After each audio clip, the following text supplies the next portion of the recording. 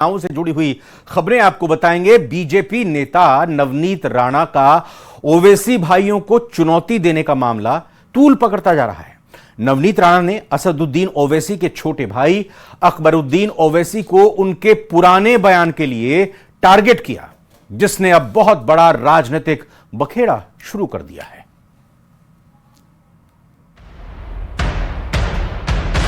तेरे को 15 मिनट लगेंगे छोटे, और हमको सिर्फ 15 सेकंड लगेंगे। 15 सेकंड ने बोल के 1 घंटा ले लीजिए ना।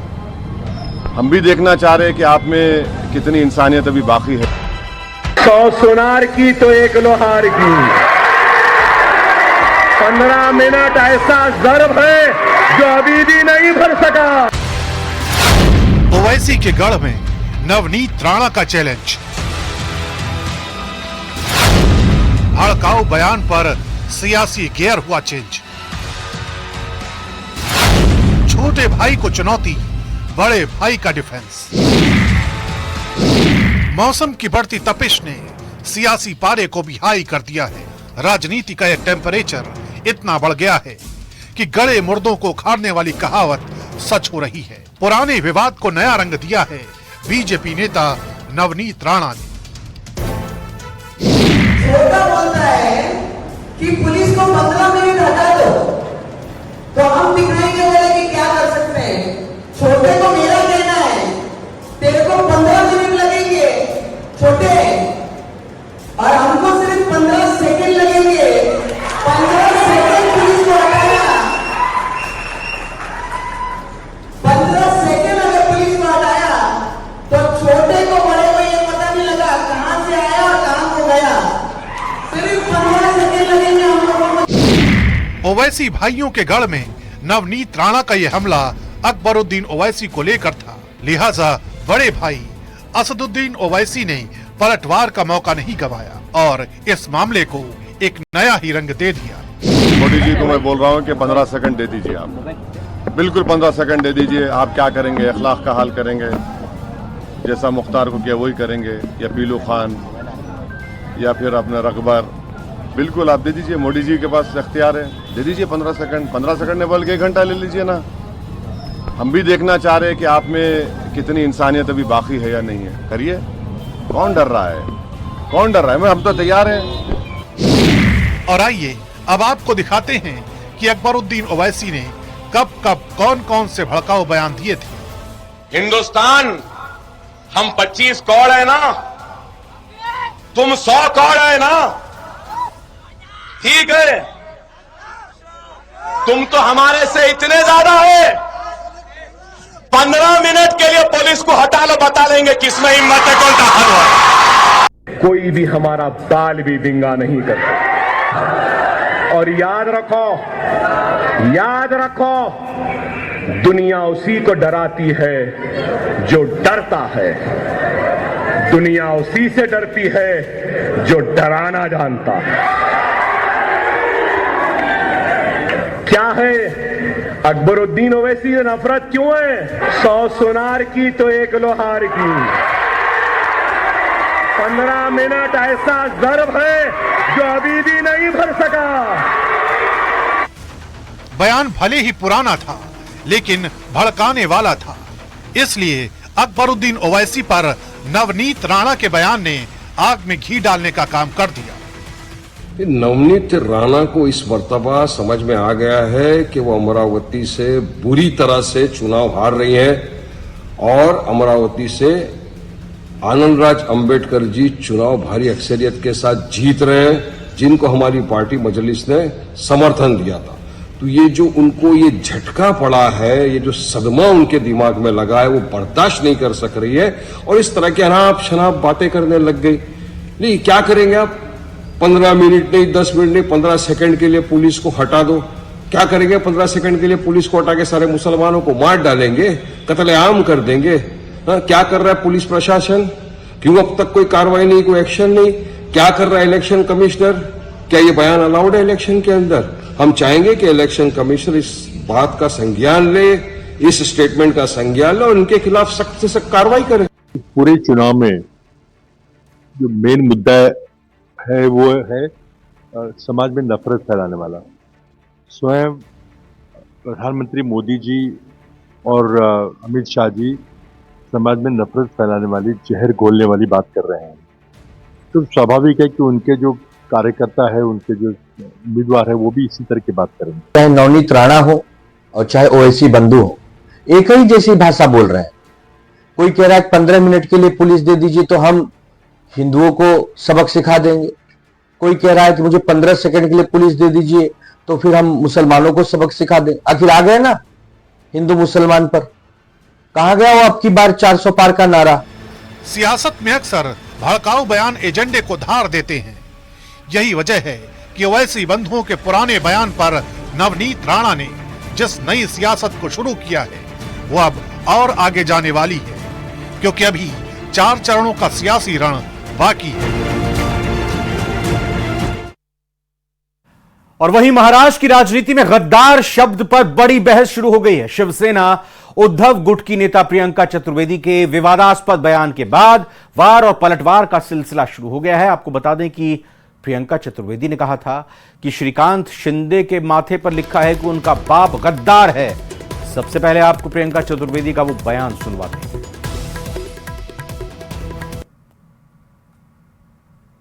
गद्दार गद्दार ही रहेगा। एक पिक्चर आई थी, आपको याद होगी, दीवार में वो अमिताभ बच्चन अपना हाथ दिखाते हैं, उस पे लिखा है मेरा बाप चोर है। ये इनके माथे पे लगा है, श्रीकांत शिंदे के माथे पे लिखा है मेरा बाप गद्दार है। और प्रियंका चतुर्वेदी के इस बयान पर बड़ा बवाल खड़ा हो गया। सोशल मीडिया प्लेटफॉर्म एक्स पर संजय निरुपम ने लिखा कि आदित्य ठाकरे के माथे पर लिखा होना चाहिए कि उनका बाप महागद्दार है।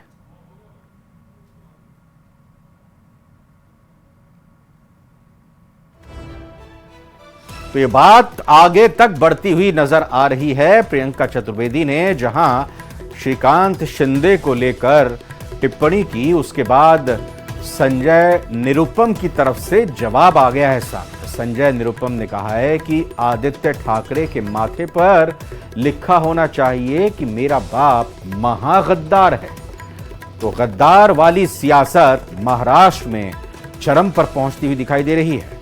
प्रियंका चतुर्वेदी के बयान को हमने आपको सुनाया, और दूसरी तरफ संजय निरुपम ने सोशल मीडिया पर जो पोस्ट किया है उसको भी आप देख सकते हैं। उसमें साफ तौर पर उन्होंने आदित्य ठाकरे पर निशाना साधते हुए उनको लेकर यह टिप्पणी की है।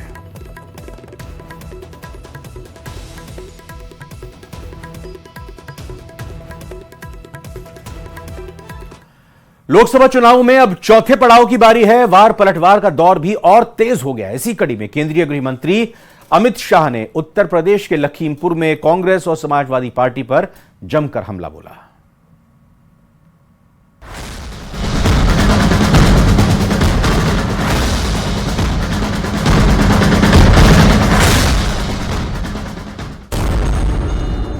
विरोधियों पर अमित शाह का जोरदार वार। जरा भी गलती करी तो ये राम मंदिर पर बाबरी नाम का ताला लगाने का काम करेंगे। बाबरी नाम का ताला लगाने का काम करेंगे। लखीमपुर में कांग्रेस और एसपी पर बड़ा प्रहार। आज मैं राम गोपाल यादव का एक स्टेटमेंट भी आपको कहना चाहता हूं। वो राम मंदिर को बेकार बता दे, वो राम मंदिर को बेकार बता दे। लोकसभा के समर की सबसे बड़ी तकरार।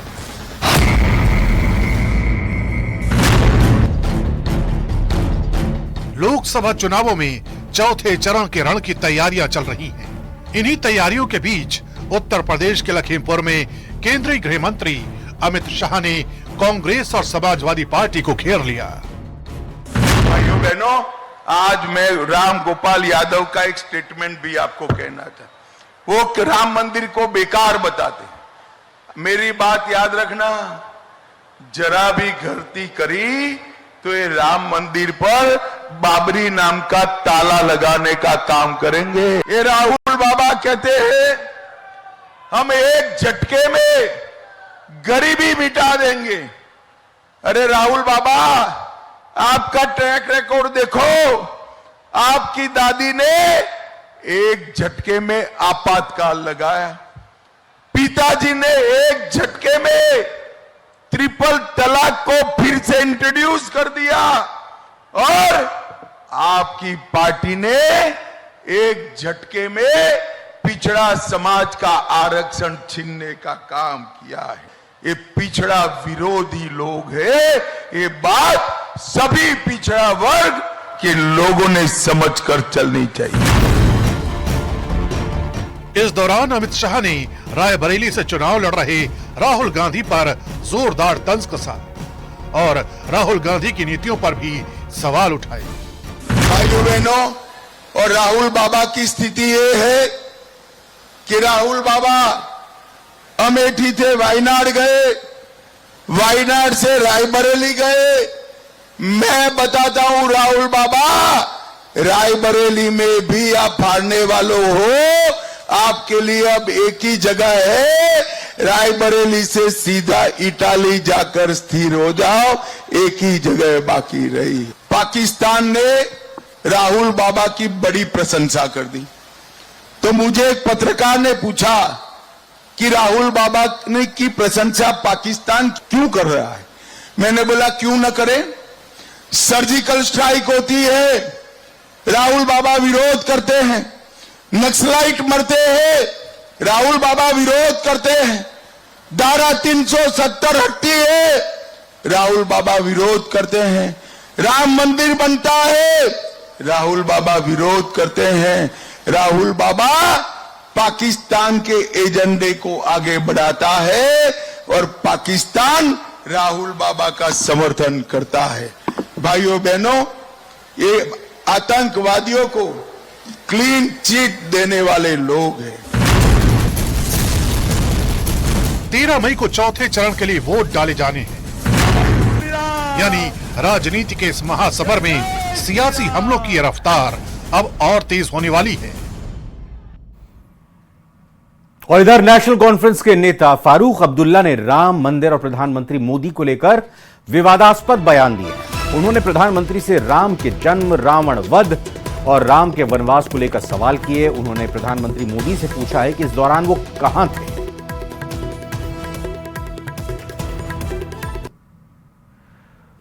तो लगातार अब राम मंदिर को लेकर, भगवान राम को लेकर बयान अलग अलग तरीके से विशेष तौर पर इंडी गठबंधन के नेताओं की तरफ से सामने आ रहे हैं। नेशनल कॉन्फ्रेंस के नेता फारूक अब्दुल्ला ने इस बीच राम मंदिर और प्रधानमंत्री मोदी को लेकर विवादास्पद बयान देते हुए उन्होंने प्रधानमंत्री से राम के जन्म, रावण वध और राम के वनवास को लेकर सवाल पूछे हैं।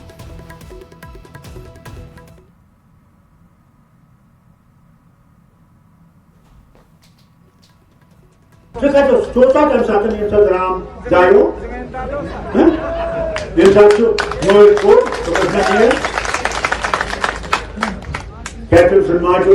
वाद कोर्मुत नेचू लगावन तख्तस पर सदान वरियान रूप जंगलन में मोदी तमिस साथ जाम कोरुन राम मोदी थे दक्षिण के तीर है। आप कैसे ये याद रखिएगा, मौलाना असरार पाकिस्तान में पिछले साल गुजर, वो विश्व का राम है। सब जैसे हम कहते हैं ना, रब्बुल आलमीन अल्लाह आलमों का रब है। वहीं बीजेपी नेता अमित मालवीय ने प्रधानमंत्री की आर्थिक सलाहकार परिषद की एक रिपोर्ट साझा की, जिसके मुताबिक भारत में बहुसंख्यक हिंदुओं की आबादी में पिछले 65 सालों में कमी आई है।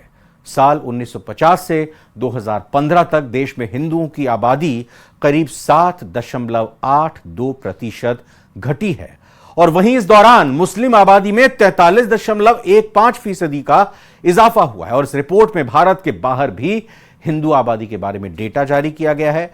यह पूरी कहानी क्या है, आइए इस रिपोर्ट के जरिए समझते हैं। शोकम तापम पापम हर में भागवती कुमति कलापम।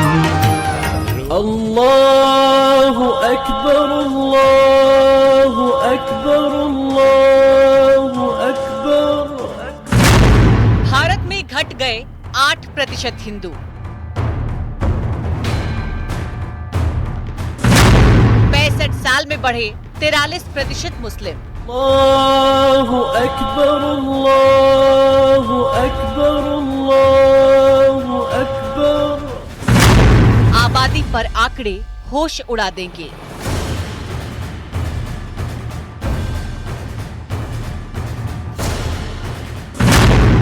अमित मालवीय ने साझा की ईएसी पीएम की रिपोर्ट।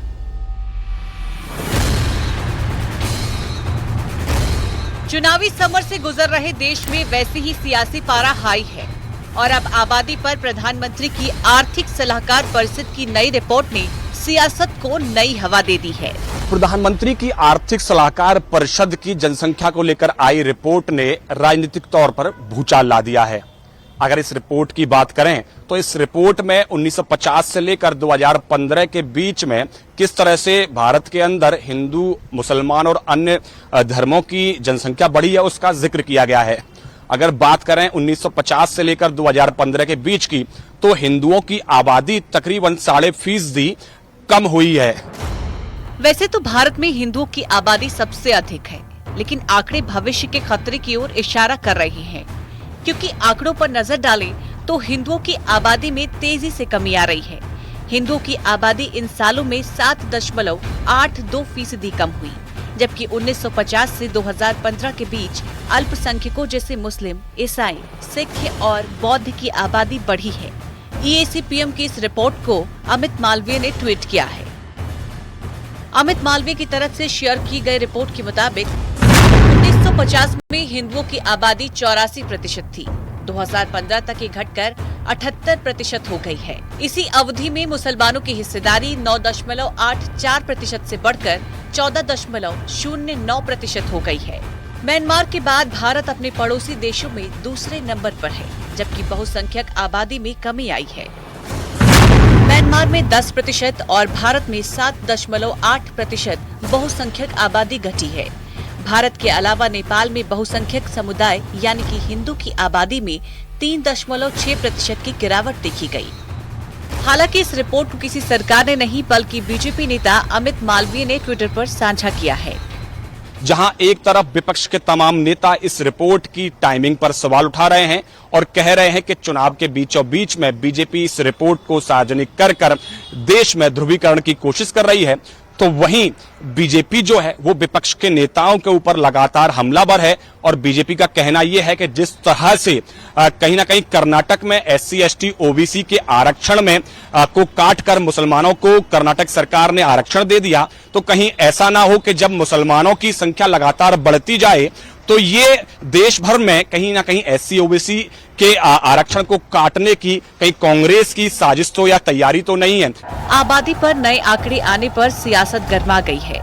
बीजेपी नेता गिरिराज सिंह ने कहा कि ये सनातन को खत्म करने की साजिश है। उन्होंने कांग्रेस पर हमला बोला और कहा कि कांग्रेस ने वोट बैंक के लिए रोहिंग्या और बांग्लादेशियों को देश में जगह दी। या इन भारत को, बिहार को, रोहिंग्या, बांग्लादेशी घुसपैठीज को वोट बैंक कांग्रेसियों ने बनाया और ये भारत के सनातन को खत्म करने की एक साजिश भी है। आज मुसलमानों को बैकडोर से आरक्षण दे रहे हैं। ये हिंदुओं की घटती हुई आबादी, मुसलमानों की बढ़ती हुई आबादी। आप देखें 0 से 14 वर्ष के बच्चे की आयु मुसलमान में कितने % है, हिंदू में कितने % है आने वाले दिन में। और दूसरा देखें हमारा फर्टिलिटी रेशियो, उनका फर्टिलिटी रेशियो हिंदुओं के फर्टिलिटी रेशियो से 1% अधिक है, 1.25%। ये 1.25% अधिक होना ये बताता है कि आने वाले दिन में भारत को लोग इस्लामिक स्टेट बनाना चाहते हैं और ये साजिश बहुत बड़ी साजिश है। उसमें कांग्रेस का सबसे बड़ा तुष्टीकरण रोल रहा। आपका धर्म ये होना चाहिए कि चुनाव के समय आप उन मुद्दों की बात करें जिनसे जनता के जीवन जिनसे जुड़ा है। आप खाम ये सारे मुद्दे उठाते हैं जो बीजेपी के नेता चाहते हैं कि आप उठाएं। ठीक है, ये मुद्दे। और इसी रिपोर्ट के साथ महासंग्राम 2024 के बुलेटिन में फिलहाल अभी इतना ही। एक ब्रेक का वक्त है। आप